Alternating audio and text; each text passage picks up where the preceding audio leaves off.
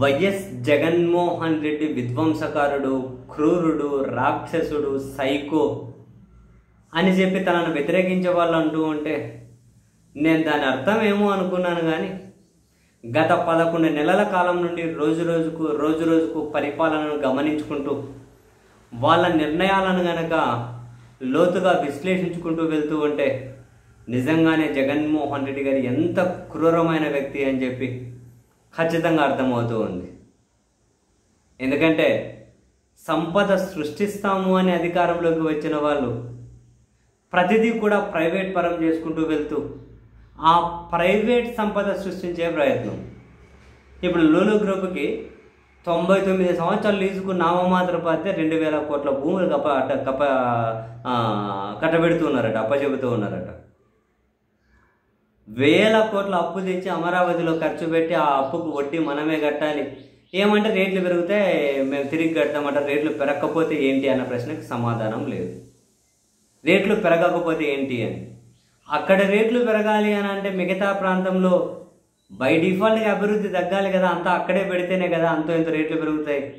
మరి మిగతా ప్రాంతాలకు అన్యాయం జరగదా అని అంటే అటువంటి వాటికి సమాధానం ఉండదు.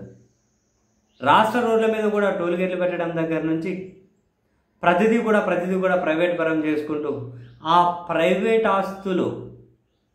వాళ్ళ ఆస్తులు పెంచడమే సంపద సృష్టించడం అనే ఈ లాజిక్, ఇటువంటి మోడల్ గురించి ఆలోచించిన జగన్మోహన్ రెడ్డి గారు మరి ఎంత క్రూరమైన వ్యక్తి కాకపోతే ప్రభుత్వం కింద 17 మెడికల్ కాలేజీలకు శ్రీకారం చుట్టి, అంత ప్రభుత్వ ఆస్తి కదా, 17 మెడికల్ కాలేజీలు ఎంతమంది చదువుకుంటారు, ఎంత పెద్ద డెవలప్మెంట్ అది.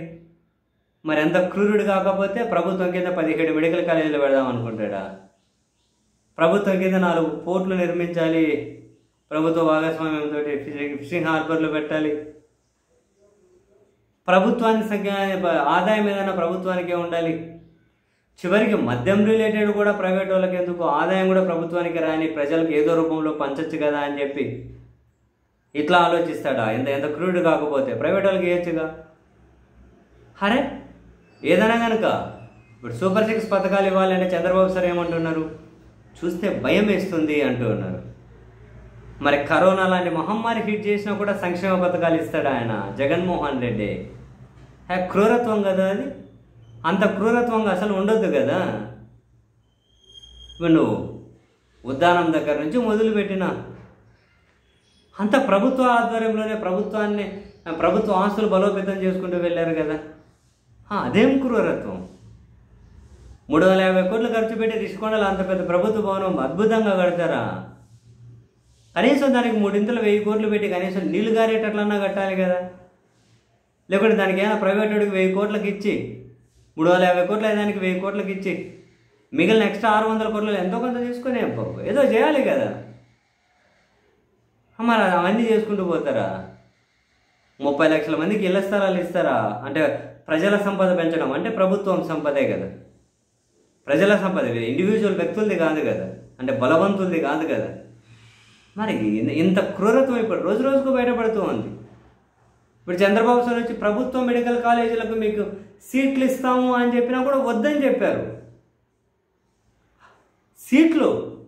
ప్రభుత్వ మెడికల్ కాలేజీ సీట్లు ఇస్తామంటే వద్దని చెప్పారు. వాటిని ప్రైవేట్ పరం చేయబోతున్నారట. రాష్ట్ర రోడ్ల మీద టోల్ గేట్లు పెడతారట. ఇక్కడ నుంచి మొదలు పెడితే నెక్స్ట్ ప్రభుత్వ ఆసుపత్రులు కూడా కొన్ని చోట్ల పైలట్ ప్రాజెక్టు కింద ప్రైవేట్ భాగస్వామ్యంతో నడుపుదామని చూస్తున్నారట. మొత్తం ప్రైవేట్ మయం. అంత ప్రైవేట్ వాళ్ళ సంపద సృష్టించుకుంటూ పోవాలి, ప్రభుత్వ ఆస్తులు వాళ్ళకి అప్పచెప్పేసి. అంతేకాని ప్రభుత్వ ఆస్తి పెంచుదాలి, ప్రభుత్వ ఆస్తి పెంచితే అది ప్రజల సంపద అవుతుంది. మరి ఇట్లా ఆలోచించే జగన్మోహన్ రెడ్డి క్రూరుడు కాకేమవుతాడండి? ముమ్మాటికి ఆయన క్రూరమైన వ్యక్తి. అబ్బా, నాకు రోజుకు అర్థమవుతుంది ఆయన గురించి.